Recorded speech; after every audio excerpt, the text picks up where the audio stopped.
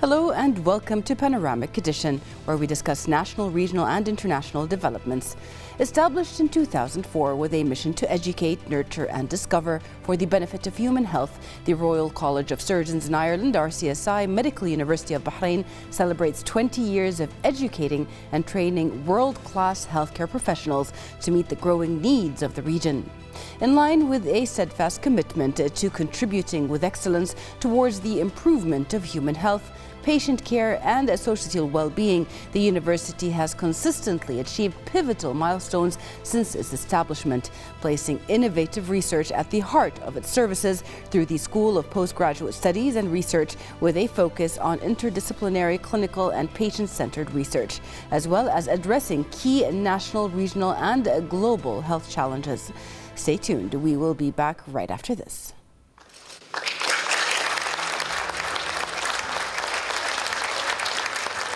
Universities are about service to society in the form of education, training and research to making the Medical University of Bahrain.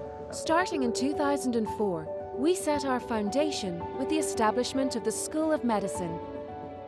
Opening the doors of RCSI in the Kingdom of Bahrain was a groundbreaking initiative and a pivotal moment that marked the beginning of a legacy dedicated to producing world-class healthcare professionals.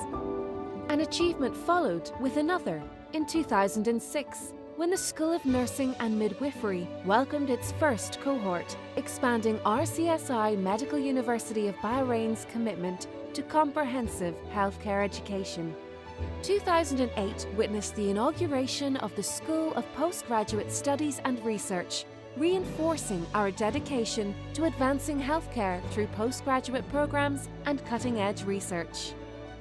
2009 marked a major milestone with the official opening of our purpose-built campus in Basaitin. With state-of-the-art facilities and new services, elevating the student experience to world-class.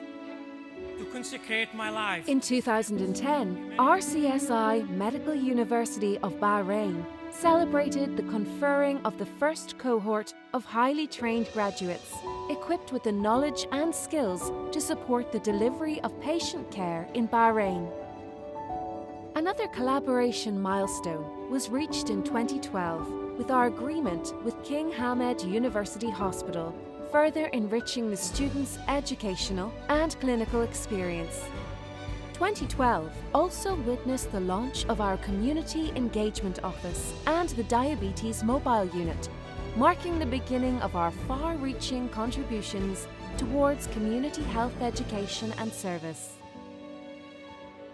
In 2014, the university received accreditation from the Irish Medical Council, a global quality marker for our graduates to compete for opportunities worldwide. In 2017, a landmark first elective agreement was established with Johns Hopkins Hospital in the USA, marking the beginning of numerous collaborations with international world-class partners, extending training opportunities in the best global medical centers. In 2020, RCSI Medical University of Bahrain supported the national response for all COVID-19 clinical trials in Bahrain under the directives of the Supreme Council of Health and the National COVID-19 Research Committee. The opening of our Clinical and Biomolecular Research Centre in 2022 marked a significant leap forward, showcasing RCSI Medical University of Bahrain's leadership in patient-centered translational healthcare research. In 2023, our solar farm was inaugurated, marking a momentous stride towards the environmental sustainability of our campus. The farm has provided up to 65% of the university's annual electricity needs, marking a substantial reduction in the campus's carbon footprint, in line with our commitment towards the United Nations Sustainable Development Goals. As the year 2024 marks our 20th anniversary, we celebrate another milestone, with our alumni community reaching more than 3,000 alumni in 39 countries. Our alumni network has expanded steadily thanks to our ever-growing international outlook, competitive matching rates, and average 95% first destination employment rates. From its inception in 2004 to the present day, RCSI Medical University of Bahrain has been training and shaping world-class healthcare professionals in Bahrain and beyond. For 20 years, we have been achieving one milestone after the next, and we remain steadfast in our commitment to contributing towards the improvement of human health, patient care, and societal well-being. I will practice my profession in medicine with conscience and dignity. The health of my patient will be my first concern. I will maintain the utmost respect for human life.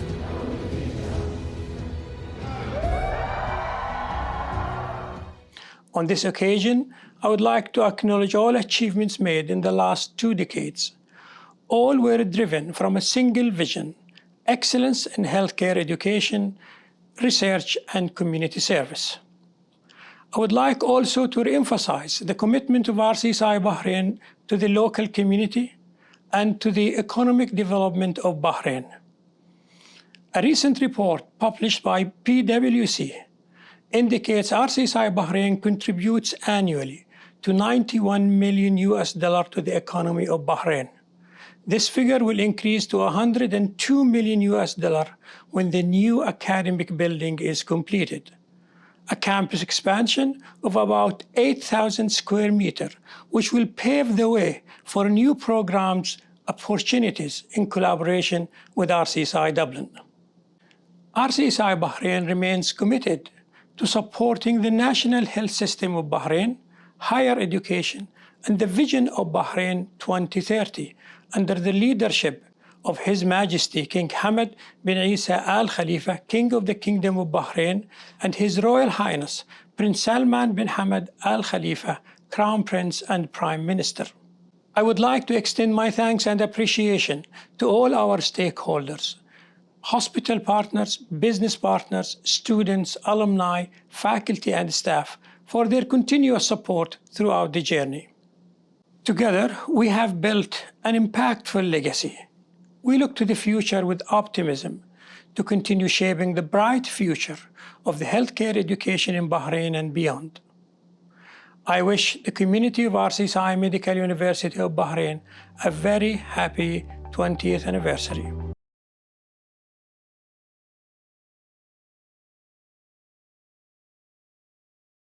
Welcome back. To talk more about that, we are pleased to be joined here in the studio by RCSI's Managing Director, Mr. Stephen Harrison-Mirfield. Thank you very much for being with us, and welcome to the studio. A great pleasure, Sarah. Thank you for having me.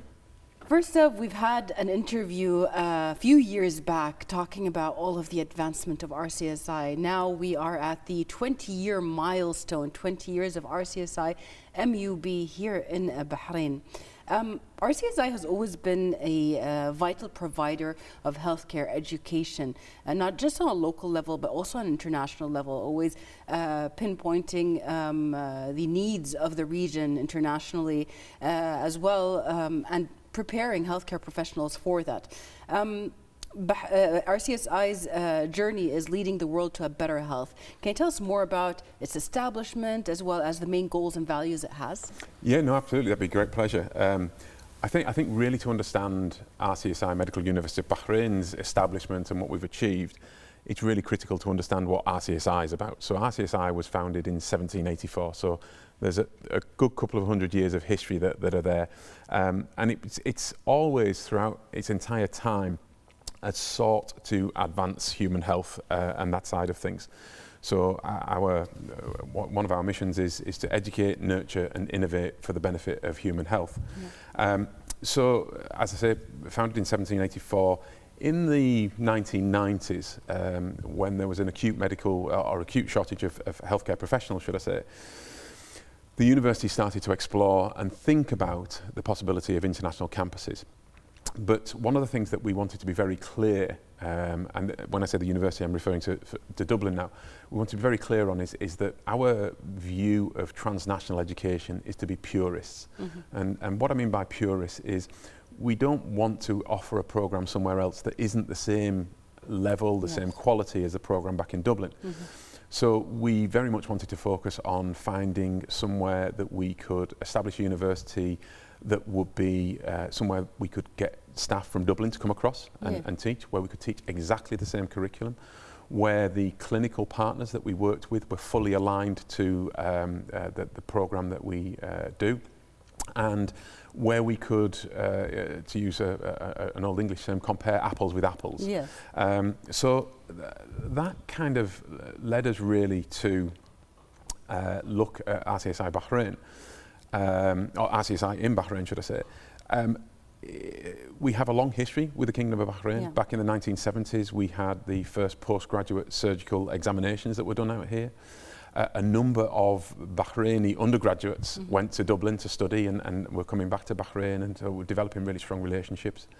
In 1976, we had 16 nurses from Bahrain went to Ireland and undertook an exchange program there, which led them to become registered nurses in Ireland, which had an international accreditation, which was fantastic.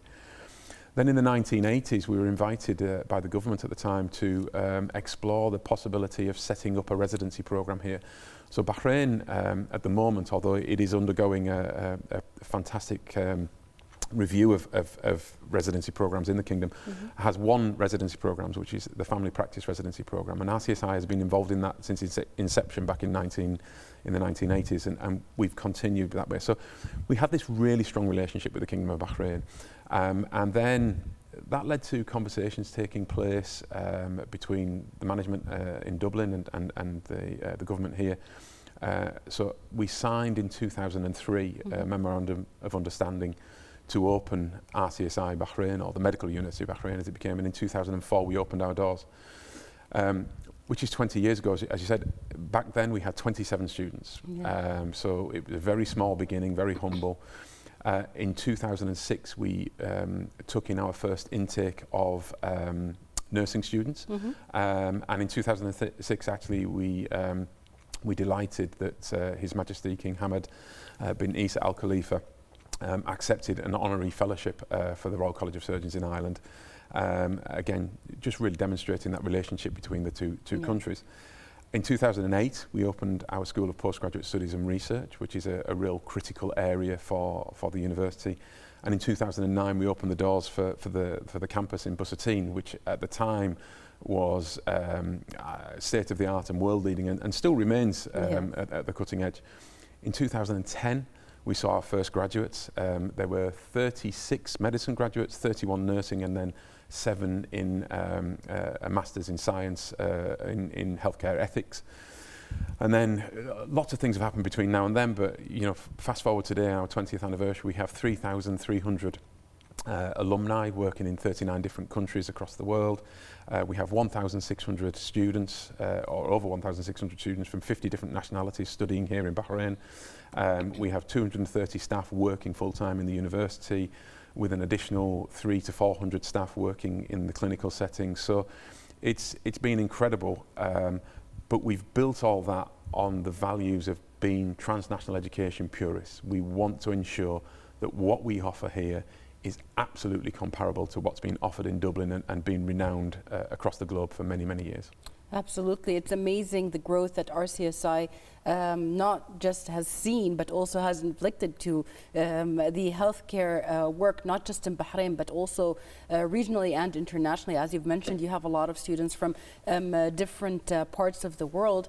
And that really, as you said, tells a lot about the quality of education that is given, especially that the education can be applied anywhere in the world, having the knowledge and being confident that one is taught everything that needs to be known. Absolutely. One of the big things that also helps with the RCSI becoming the huge health institution it is today is the support of the Bahraini leadership to it.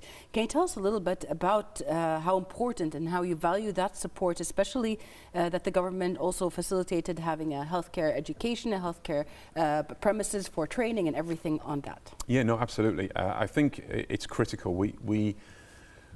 I think first and foremost we couldn't have established ourselves here without the support of the government, and so that support has been fantastic right from the very beginning. Even going back to the late Emir, His Royal Highness Sheikh Isa bin Salman Al Khalifa, going back to those exchange students back in 1976 and the 1980s programme, then through to His Majesty King Hamad bin Isa Al Khalifa, who of course, as I've just mentioned, got the honorary fellowship and has been a fantastic support. And more recently, His Royal Highness Prince Salman bin Hamad Al Khalifa, the Crown Prince and Prime Minister, who is the patron of our conferring events and has been a huge advocate for us. I suppose two people to specifically mention were first and foremost His Excellency Dr. Faisal Al-Masawi, who was the former Minister of Health. And it was Dr. Faisal who actually came to RCSI and spoke to the management, and with his relationships there ended up bringing RCSI to Bahrain, so has played a pivotal part, and I think great credit needs to go to him, and obviously we also respected him so greatly that he was our second president after Professor Kevin O'Malley, the founding president, left. And then also His Excellency Lieutenant General Dr. Sheikh Mohammed bin Abdullah Al Khalifa, Chairman of the Supreme Council for Health, who throughout our time here has been such a wonderful guide, advocate and supporter of everything we've done, and been patron of a number of our initiatives. That's to name a few names. I guess probably what's also critical to understand is the support of the various departments within the government. We came here under the guidance and support of the Bahrain Economic Development Board, who have been fantastic advocates for us and been helping us even through to this day in our new building. The Ministry of Education, the Higher Education Council, the Supreme Council for Health, the National Health Regulatory Authority, the Ministry of Health, of course, have been phenomenal. The BDF Royal Medical Services, the Salminia Medical Complex, the primary healthcare centres, all of these places are where our students go to study in the clinical settings, and Tamkeen, who have been fantastic in terms of supporting the students in coming through to study with, just to name a few. And with all of that support, we've been able to meet the current requirements of the healthcare education system here in Bahrain. I would argue here in Bahrain, in the region and internationally as well. And indeed, working with all those partners will continue to help us to provide that going forward. Right. I mean, you mentioned a lot of the facilities here in Bahrain, and you also pinpointed especially the healthcare sector facilities that you partner up with.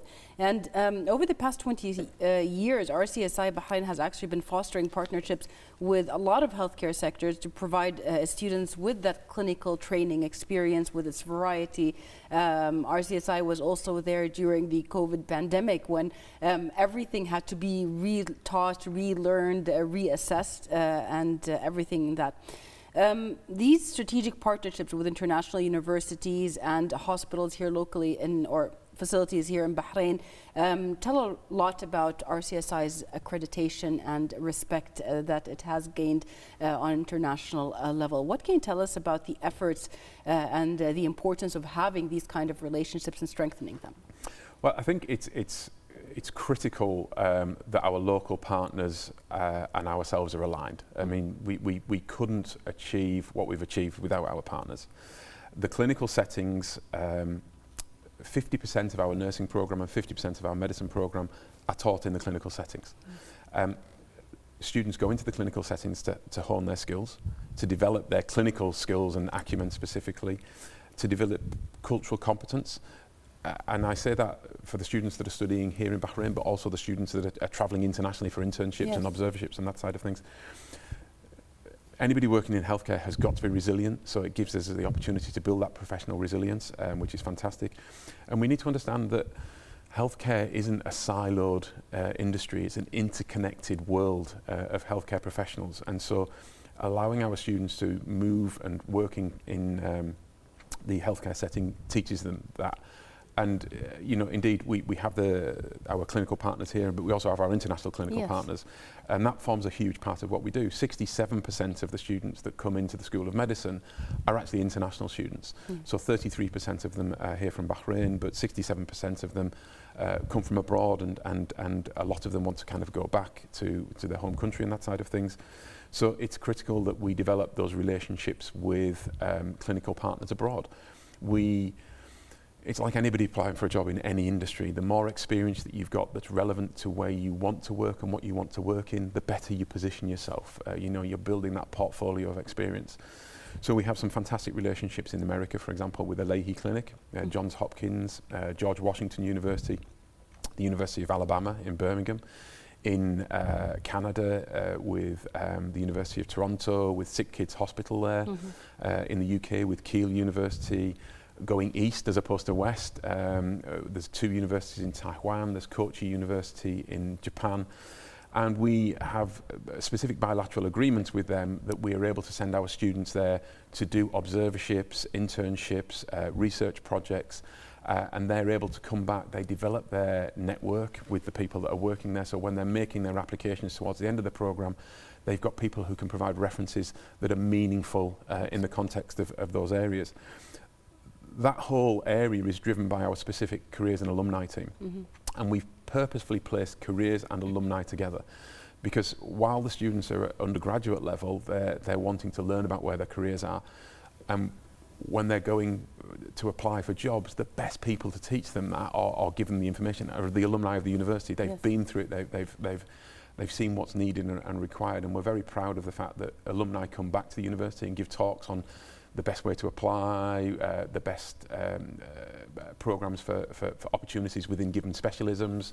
And we also have a fantastic alumni ambassador network which operate in the various countries, whether it's the UK, whether it's in Canada, Kuwait, the UAE, the US, and they provide this invaluable network of support for the students there. And I guess probably for me as the managing director of the university, one of my key hopes and benchmarks that I work to is, can we get our students jobs? If we are producing 100 students and only 50 of them are getting jobs, that to me is a gross failure.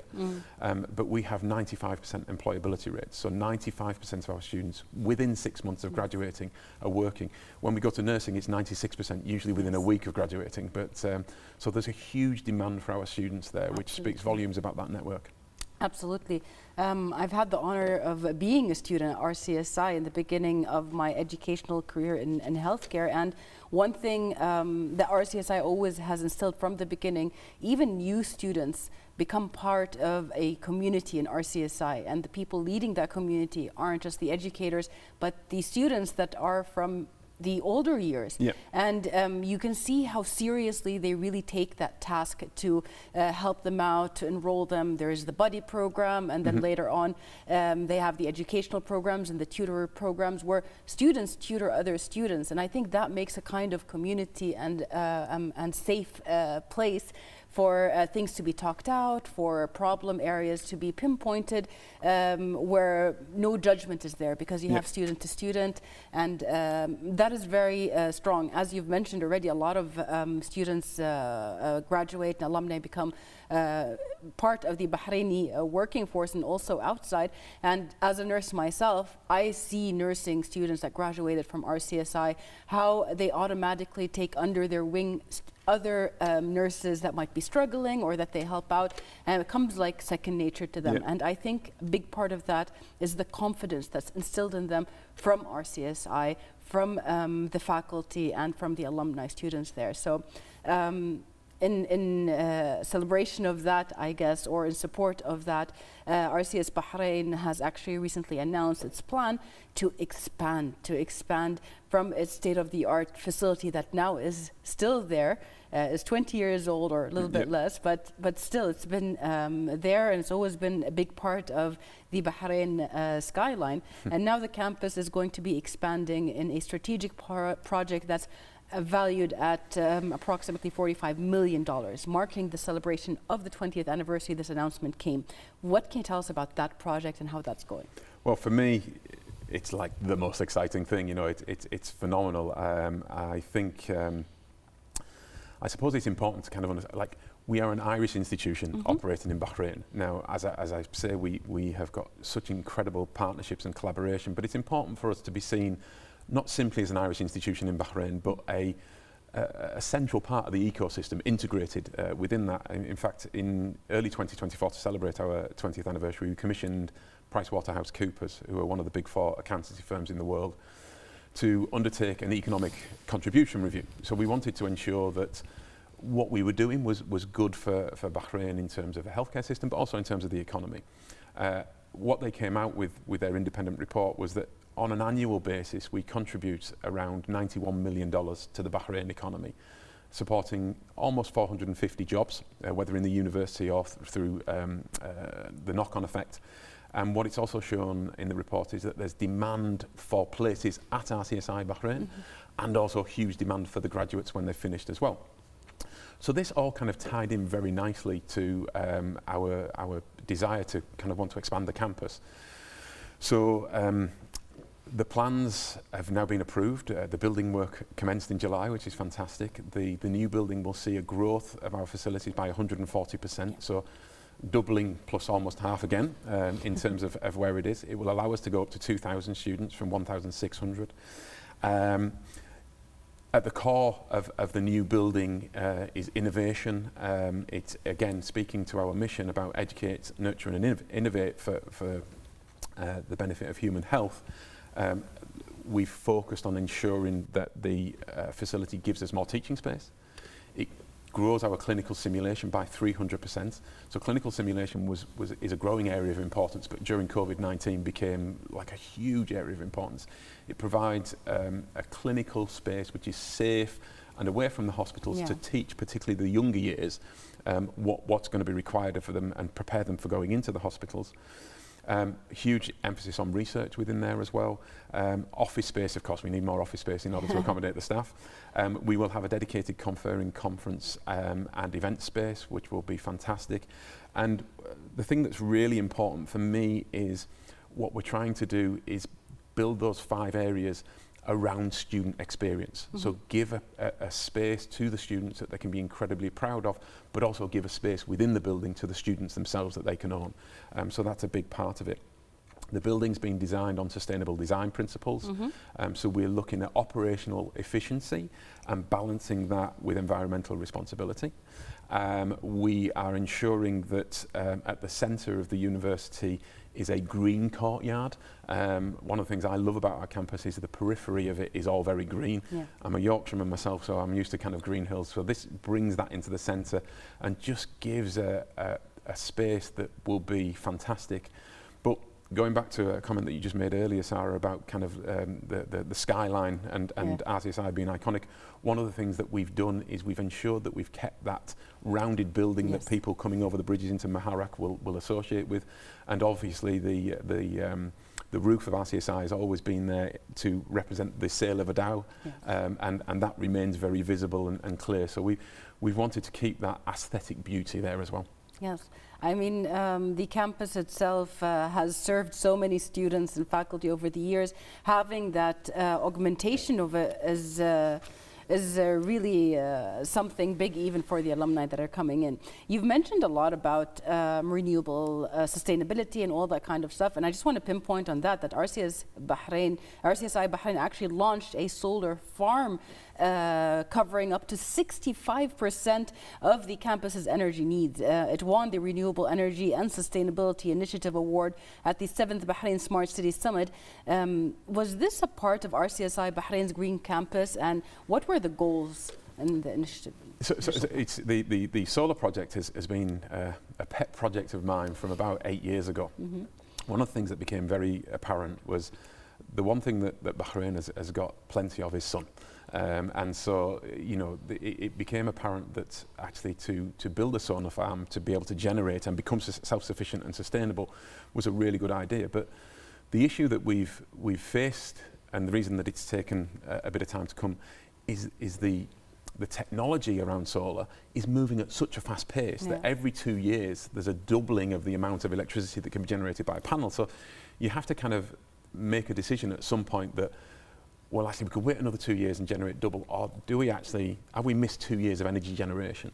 So we eventually made that decision in 2022, and the solar farm came online in May 2023. It actually addressed three things. First and foremost, it allowed us to become sustainable. It gave us that ability to do our piece for the environment.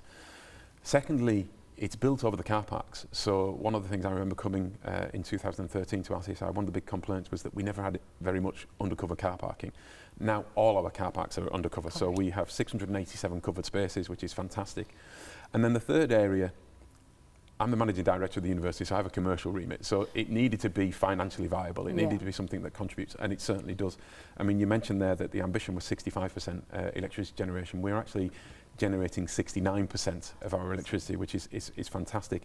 And it is part of our Green Campus initiative. It's by far and away the biggest part of the initiative, but we have other areas. So for example, we have a sewage treatment plant on campus. So any of our water that's used on campus goes to our own sewage treatment plant, is then cleaned and then used to irrigate the campus. Amazing. Grey water tanks. Yeah, precisely. And as I mentioned earlier, one of the things I love about our campus is that it's green, and we're able to do that because of the sewage treatment plant.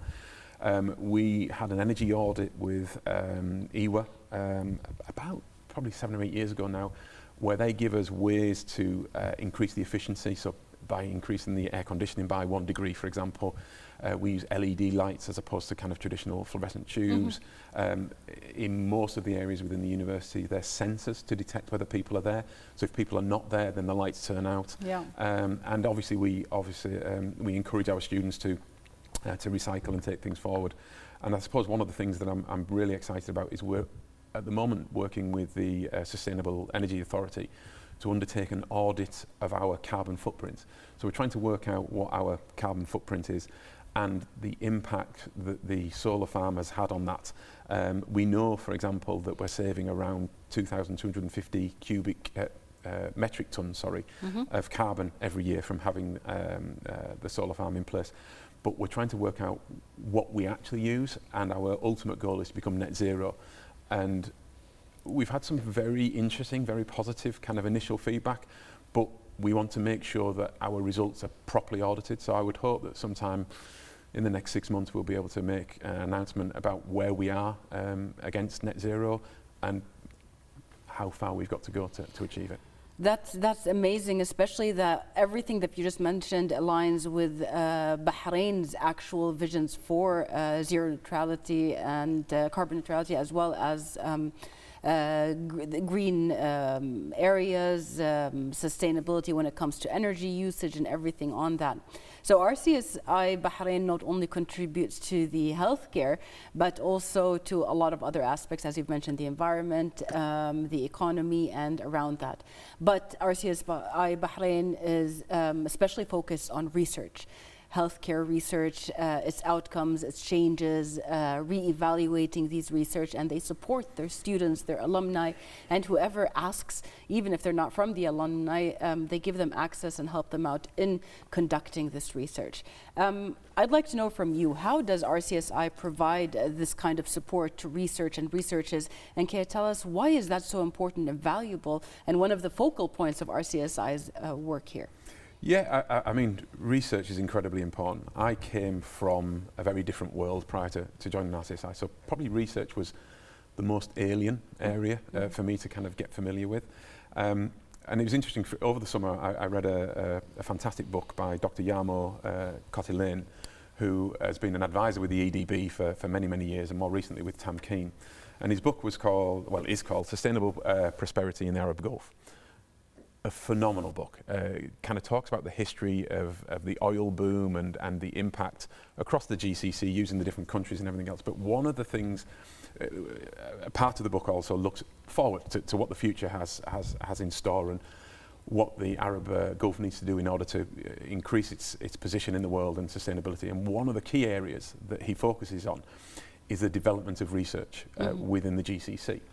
Because it's only when you're generating your own IP, your own intellectual property, that you start to lead the world, you can start to commercialise and that side of things. So for us at RCSI, taking that important thing, we believe that research is important for a number of things. First of all, research is what advances human health. There's no two ways about it. Without research, we don't move forward. Secondly, there's an underpinning of commercial and economic advancement. I'm not saying that RCSI necessarily is would be the people that would advance that, but we can get people that come to us to commercialise things that we research. And also on a more kind of local level, for us, it's a really invaluable way of attracting the best students and also the best academics. Yes. And like I'll talk about one particular project that we've got at RCSI at the moment, because I think it's just so exciting. So two of our academics have been working on I guess probably what could be best described as a cure for diabetes. So diabetes is hugely prevalent in the GCC. And our research, we have a very clear remit that our research must benefit the region. It can't be on something that's not relevant to the region. Yeah. And so they're researching diabetes. And one of the possible ways of coming up for a cure for diabetes is by taking stem cells and embedding them in the human body, because stem cells can produce insulin, and if they can produce insulin, then obviously it can overcome diabetes. But the biggest problem with embedding stem cells into the human body is our immune system immediately attack the stem cells because they see them as alien bodies and therefore kill them, and therefore they can't produce the insulin. Yeah. So that becomes a problem. You've got a solution that is immediately written off, so to speak. Yeah. So our research team are working on a way of creating a scaffold around the stem cell. Now, a scaffold sounds like this huge thing. It's tiny, tiny molecular stuff. And that scaffold protects the stem cell. It can be then embedded in the human body, and it can then release insulin and in turn, hopefully, lead to a cure for diabetes. So this is not simply a treatment. This is not an injection on a daily basis. This is a scalable, cost-effective way of potentially curing diabetes. Potentially eradicating diabetes. Absolutely. So, you know, it's just the pinnacle of what can be achieved. And the guys are doing a phenomenal job on that. It's not something that's going to happen tomorrow. It's not something that's probably going to happen in a year's time, but it's there. And that's where research really does push, you know, the boundaries. And going back to the point about what we do in terms of supporting staff and students, well, you know, the big thing that we do is provide them with advice. We provide them with directions towards granting bodies. Granting bodies in the GCC are not wide and well known. It is growing in terms of importance, because I think more commercial entities are seeing the importance of it. We provide them with advice from inception to publication. So how to come up with the idea, what the best way to research is, what the best journals I should say, as opposed to magazines, are to publish in, and that side of things. And we have a fantastic publication record. There's something called an impact factor. So the mean, when somebody publishes something, the average impact factor is 1. Yeah. So that means that that's how big the impact is. Our impact factor at the moment is around 8. So our average publications are 8 times more impactful than the average ones, which is a fantastic thing to measure. And I suppose one of the things that we really are incredibly proud of is Professor Steve Atkin, who is the head of the School of Postgraduate Studies and Research, and Professor Alexandra Butler, who is a professor in pathology. They, measured by the number of publications and the number of citations, are in the top 0.25% of researchers in the world. Wow. Not in the region, but in the world, which is just incredible, really. Of course, by itself. I mean, having that caliber of people teaching and being part of the research by itself gives a different kind of confidence when it comes to that. Absolutely. Also, when we talk, you just talked about the research and everything how it pertains to the region. I think that's also a big part of having a successful research, having that pool of people that you can really study and help out and come up with solutions on a larger scale. No matter how small Bahrain is, or any other country in the region, you still have that big number of people that need the help and need that research in order to live healthy, long lives. Absolutely. Another thing that's very important is the support given to students, to alumni, and to everybody in the healthcare facilities that you have taught previously by bringing the youth and educating them about the potentials that RCSI can offer and what it looks like to graduate from RCSI, whether from the medical college, nursing college, or even just the postgraduate college, which by itself is a whole number of different people and alumni that graduated from that. There is an initiative, the Annual Health Award Competition, which actually invites government secondary school students to submit artwork based around a selected health theme. That is also one part of how you support and encourage this. What is the importance of this community initiative, and what are the outcomes that you expect? So, we have three strategic pillars at RCSI Bahrain. The first one is teaching and learning, which obviously is relatively straightforward. You expect any university to have teaching and learning at the heart of what it does. The second one we've just talked about, which is research. And then the third one is community engagement. And the community engagement is critical because, first and foremost, students ultimately will be coming to RCSI Bahrain, and so it will give them an opportunity to do that. But again, going back to the point that I made about RCSI being an Irish institution here in Bahrain, we want to ensure that we are integrated into community. And so the annual healthcare or health awards competition, which we're incredibly grateful to His Excellency Dr. Mohammed bin Mubarak Juma, who comes along and participates in terms of presenting the awards, is a really important competition just in terms of highlighting healthcare issues. Now, they say the best time to teach a child a language is when they're 2 years old. And I think that's the same about healthcare as well. The best time to teach people about healthcare and get them into good habits is when they're young, so they don't have to change those habits when they're later on. So we focus on the secondary level education side of things, and we go to the Ministry of Education schools. Most years we give students a theme. For example, one year was the importance of nurses in society. Another year has been about smoking and its risks. And some years we leave it open. Now, me as an individual have got no artistic ability whatsoever. So I'm always blown away by people with artistic flair, whether it's from artists who paint, or whether it's musicians or anything else. And so we get these students to come up with the images, and they produce artwork which is just astounding. How they can present quite complex messages in such articulate, beautiful pieces of art is just incredible. And each year the quality of those programs kind of not programs, but the quality of the artwork increases and has a very fantastic positive impact both on the students and in the wider community, I think. Another initiative, if I may just briefly talk about, is our mobile diabetes unit. So we're taking that to an even lower level in terms of age group, and we're kind of focusing on the 8 to 10 year olds. The mobile diabetes unit is our oldest community engagement initiative. It started in 2012 and is done in conjunction with the Bahrain Diabetes Society and the Rotary Club of Manama. And what we do is we teach students in that age group around the risks, symptoms and preventative ways of avoiding diabetes. And it's built into the curriculum of our nursing programme. So our nursing students and our academic staff go into schools, and so far I think we've taught around 5,500 students, but we don't do it in a didactic way. We use games and play to reinforce the learning. And it's been incredibly beneficial, and as I say, it's been going since 2012 and long may it continue. Right.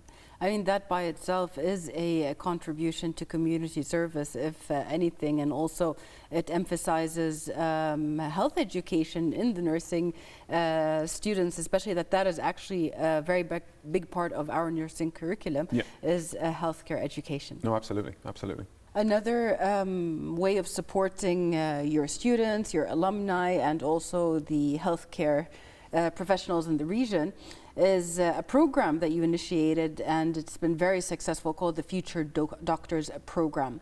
Also, you have the Future Nurses event, which was launched in 2017, and it provides interested high school students with valuable insights into the actual life of nursing students and the life of a working nurse and what comes with it. What can you tell us about the outcomes of those two programs, and are you happy with those? Yeah, I mean, the Future Doctors and the Future Nurses programs are both two quite unique programs that RCSI Bahrain runs. I'll speak about them in chronological order. Please. So the Future Doctors programme was something that myself and Dr. Declan Gaynor, so Declan was the second employee of RCSI Bahrain. He joined us 20 years ago. He taught me. So There we go. So he was 24 years old, which gives away his age. So Declan is now the academic director of admissions, and Declan and I were chatting about the interview process for medicine. And one of the things that we look for medicine students coming in is that they've had some experience of the healthcare system, because if you watch Grey's Anatomy or House or whatever else, then being a doctor may seem very exciting and appealing. But actually, when you know what's involved in real life, it's a very different thing. Yeah. It's not glamorized. And so we look for that. But what we were finding was a lot of students weren't able to get that experience because there were certain restrictions around internships, observerships, particularly for younger students. Yeah.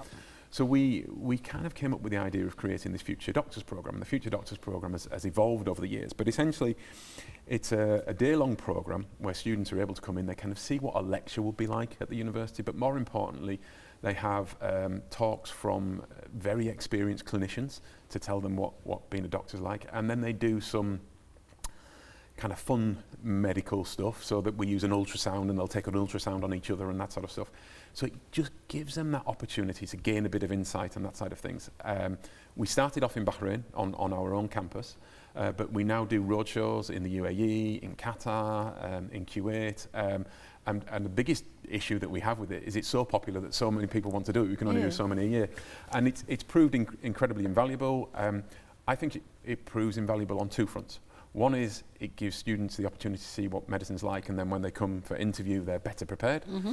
But on the other side as well, some students will say, it's not for me. And I think it's really important that people make that decision, because going into medicine or nursing, it's something that has to be in your heart. It's a vocation, so it's really important. So that's been going for a good number of years now. And then, as you mentioned, more recently, we introduced the Future Nurses programme.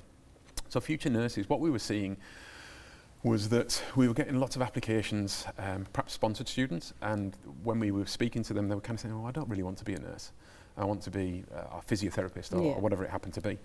And we were wondering really why that was. Nursing as a profession is an incredible profession, as you well know. Yes. So we kind of spoke to Dr. Iman Tawash. Now, Iman is a senior lecturer at RCSI. She used to be the programme director for the nursing programme. And her PhD was entirely about what attracts people to get into the nursing profession in Bahrain. So incredibly, relevant to what we were looking at. And in conjunction with Iman, we developed a programme which we were delighted that His Excellency Lieutenant General Dr. Sheikh Mohammed bin Abdullah Al Khalifa, the Chairman of the Supreme Council for Health, provides patronage to. And it's become not an RCSI programme, but a national programme, which is Future Nurses, which you're exactly right. It gives students an insight to what nursing is going to be, perhaps their first insight to what nursing is going to be, and it sparks that passion, and it fosters that curiosity within them to see that being a nurse is not one-dimensional. There's a multitude of different avenues you can go down and a multitude of different specialities, and it allows them to make informed decisions and pursue fulfilling careers within healthcare. And outcomes, well, from an RCSI perspective, what we're seeing now, whereas previously the vast majority of our nurses came through will be sponsored, we now have a significant proportion who are coming through and want to be self-funded because they want the ability to be able to choose where they want to go and work afterwards, or some of them are looking for international careers, and nursing is an international career, which is fantastic. But I also think it's had a positive effect on other institutions. The College of Health Sciences, for example, I know that their numbers are up, and indeed Arabian Gulf University are introducing a nursing programme this year with a big intake. And I don't know it, I can't tell you categorically, but I would like to think anecdotally that we are driving that interest in the profession, and certainly from a selfish and personal perspective, it's having a very positive effect on RCSI Bahrain, but I think it's having a very positive effect on on Bahrain as a kingdom, because there's a massive need for nurses, and it's driving that passion towards it. Absolutely, absolutely, especially me as a nurse and working in public healthcare, and I see sometimes we give this kind of information and this insight into a nursing career to students from RCSI who come do some training with us. And you're right, a lot of them only see the non-glorious part of it, and they don't understand how glorious it is to do the work, to be making that change in people's lives. I was lucky enough to learn ethics under Ms. Batul Muhandis, who is also a big part of RCSI and specialized in nursing ethics, healthcare ethics, and RCSI focuses on that, the ethics of nursing, the ethics of being a nurse, the compassion, the love that comes behind providing that kind of care to patients, no matter what the patient's state is, because people who are sick tend to be more agitated or more quiet, but nurses always have that compassionate side to them, and RCSI really fosters that in their students, and they in turn foster it to their colleagues or whoever they might meet during their career. The program is extremely successful. I see more and more students that come from RCSI and from different nursing schools. I'm a graduate of the College of Health Sciences, and we're very proud of the education we get, and the experience, that hands-on experience, makes a huge difference. Absolutely. RCSI Bahrain has 20 years of dedicated efforts towards healthcare education, towards the economy of Bahrain as well, towards their alumni, their students, and they still have so many years in the future to come. How does RCSI Bahrain assess this constant success? It's an interesting one. I'm the sort of person that is never happy with what we've achieved. We always have to go one better, and I think anybody who thinks that success is a destination is kidding themselves. It's a journey that never ends, and you always have to look for where the next stop is, I suppose, along the line. And we like to do that by monitoring ourselves against external benchmarks. We have certain metrics that we need to ensure that we keep up. As I mentioned earlier, one of the things that, as a father paying for two kids going through university himself, I know how important like a return on investment is from that side of things. So employability, for example, is there. But we need to ensure that we strengthen our global standing and that we continue pushing the boundaries and making things better and beating benchmarks to help us attract students and staff and keep us at the forefront. I suppose, underpinning that side of things is our 5-year strategic plan. So we have the 2023 to 2027 5-year strategic plan in place at the moment, which is aligned fully to the Bahrain Vision 2030 and also the HEC 2030 plan as well. What we are looking to do is ensure at a very basic level that we have parity with Dublin, so that we can say, as I mentioned earlier, that we can compare apples with apples, that our students are coming out, they're as strong as our colleagues in Dublin, which has a phenomenal international reputation built over many, many years. But we also are accredited globally. So the Irish Medical Council, we're an Irish institution, the Irish Medical Council comes out every 5 years in order to accredit us, and we've just gone through the latest 5-year accreditation and passed with flying colours. The Higher Education Council and the Bahrain Quality Assurance Authority here in Bahrain, equally, we're going through the next BQA review later this year. We're recognised by various Ministry of Higher Educations and Ministry of Health across the GCC. The Quality Improvement Island is there, and I suppose probably one of the things that we're incredibly proud of is back in 2021 we gained recognition from the General Medical Council in the United Kingdom, which exempts our students from doing their international examinations because they recognise us as equivalent to the Irish institution. So really pushing the boundaries, but kind of statistically, if you like, we have now 3,300 students working in 39 different, sorry, not students, they're now graduates and alumni, working in over 39 different countries. The feedback that we get from the employers, because we send out an annual employer survey, is that our students are fantastic, and we ask them to compare them against expectation and against their other peers coming from other institutions. One of the things that we're incredibly proud of is they say from a technical perspective, as in what they're taught technically, they're on a level with everybody else, but where they really differ is professionalism and their ability to connect with the patient. I mean, I think it's really critical everybody remembers that healthcare is about the patient. It's about being patient-centric. And so if you're a genius and can work out a diagnosis but you can't speak to your patient, that's a fail in my book. You know, so our students or our graduates, our students are taught professionalism, but our graduates exemplify it. Our research is growing exponentially, and you know, our impact scores are going through the roof. We also monitor our graduate professional examination rates. So, for example, in the US, they have the USMLE, which is the US Medical Licensing Examination, widely recognised as the most difficult examination in the world. Across the 3 steps of that, we have an aggregate pass rate of 78%, which is above most countries' national average in the region. And here in Bahrain, the Bahrain Medical Licensing exam, in medicine, we have a 100% pass rate. Nursing isn't quite as high as that, but it's almost as high as that. So it's fantastic. Yeah. So yeah, we keep abreast of all those things. And as I say, we never want to kind of sit back and say, oh, you know, we've done our bit. We're always trying to push things forward.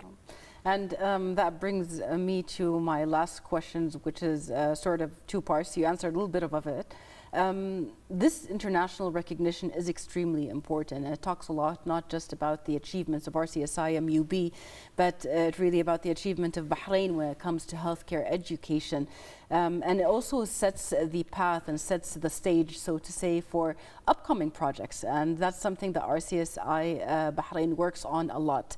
What comes next? As you said, you don't just sit there and say, okay, we've done that, it's enough. You actually work on the future. So how do you value this international recognition, and what are the future plans and upcoming projects that RCSI are preparing? So I think the international recognition is crucial to us. But what's also crucial to us is local, national recognition, regional recognition, and international recognition. And it's important that we have a good balance across all 3 of those. The international recognition means that our students can work in any country in the world, and you know, as they do, and it's fantastically popular. A good significant proportion of our students actually at the moment are going to the United Kingdom. I think last year we had about 130 students that went into the foundation year in the NHS, which is fantastic. But it means for us on a day-to-day basis that we can attract students from across the world because they know that they can go back there. So from that perspective, it's incredibly positive. And to answer the second as part of the question in terms of what the future holds, I think it's important to understand that whatever the future holds, it will be driven by what the country needs. So for example, if we were to come in and say that we're going to do a specific course in leg sports physiotherapy, and the country doesn't need leg sports physiotherapy, then it would be a silly thing for us to do. So we'd be taking that on board. There's a new dentistry program that's been opened in Dublin next year, so that could be a possibility if the kingdom needs that. We are looking at midwifery, which is definitely an area of great need. One of the things that we are introducing, which is a very innovative program, is what's called a medical doctorate, which is not to be confused with the MD program. So an MD program in the US is what we teach now. But the medical doctorate here is a PhD level qualification specifically targeted at healthcare professionals.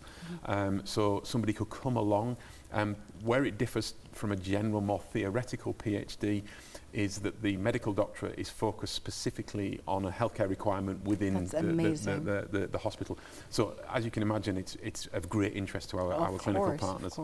And then I suppose the other area that we're very much looking at the moment is having 67% of our students coming from overseas in the School of Medicine, is we want to build on campus halls of residence in order to provide on-campus facilities. Most of our students do live within a 200-metre walk away, so it's not too bad. But actually, I think having something on campus where they can kind of be just immersed all the time, which is what the students want. The students want the heat. With the heat particularly, The students want our library to be open 24 hours a day, which we say no to because they need to sleep at some point as well.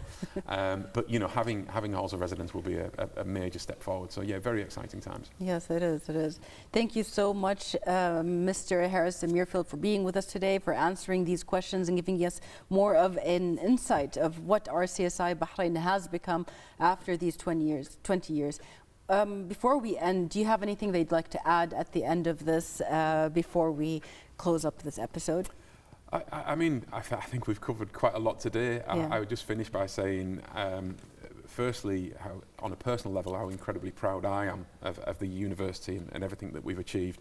And it's a wonderful place to live. I always say to my colleagues, it's like having a family away from my family, which is important. But I go back to one of the things that we touched on right at the very beginning, Sarah, which is we wouldn't have achieved what we've achieved today if it wasn't for all our partners here in Bahrain. I've lived in Bahrain for the last 18 years. I've worked at RCSI for the last 11 years. This to me is home. And it's home because it's such a wonderful place where everybody is cohesive and gets on.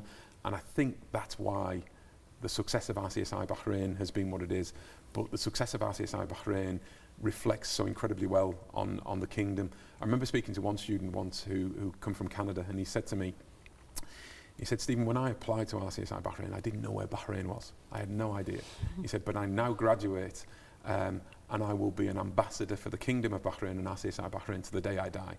And I think that to me kind of sums up everything about the university. It really does. It really does. Thank you so much, Mr. Stephen Harrison-Mirfield, for being with us and for answering our questions again. And we'll see you hopefully another episode with all these accomplishments highlighted. Wonderful. Thank you ever so much for having me.